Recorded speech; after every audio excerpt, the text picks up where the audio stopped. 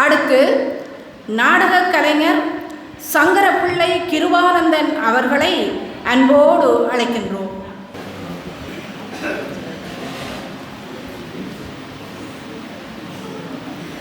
சங்கரப்பிள்ளை கிருபானந்தன் 24/1/1966 சங்கரப்பிள்ளை செல்லம்மா தம்பதியினருக்கு 4வது பிள்ளையாக பிறந்தவர் கிருபானந்தன்.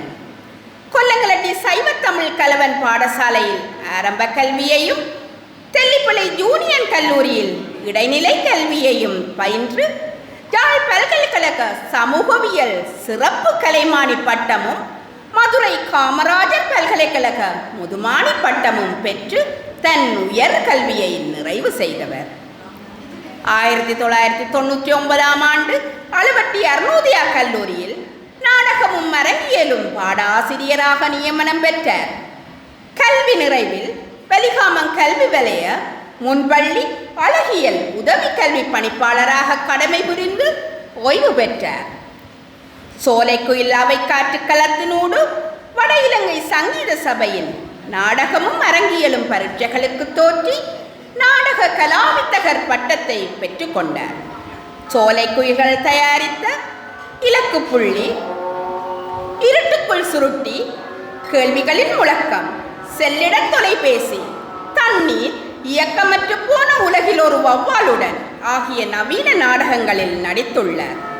உளவள துணையாளரான இவர் வெளிகாமம் கல்வி வலயத்திலிருந்து வவுனியா வரை பல்வேறு பாடசாலைகளுக்காக பல வகை நாடகங்களை நெறியாள்கை செய்து பாடசாலைகள் பரிசு பெற உதவியுள்ளார்.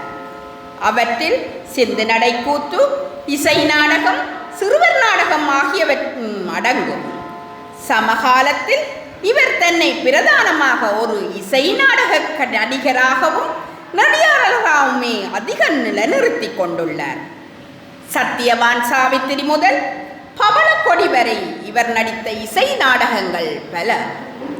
இப்போது தெல்லிப்பளை முத்தமிழ் கலாமன்றத்தின் இயக்குநராகவும் தலைவராகவும் செயற்படும் இவர் வேறு சில கலாமன்றங்களின் ஆலோசகராகவும் தொழிற்படுகின்றார். 2026 ஆண்டுக்குரிய விழிசை சிவம் நாடக கலைஞர் விருதை இவருக்கு வழங்குவதில் மகிழ்வடைகின்றோம்.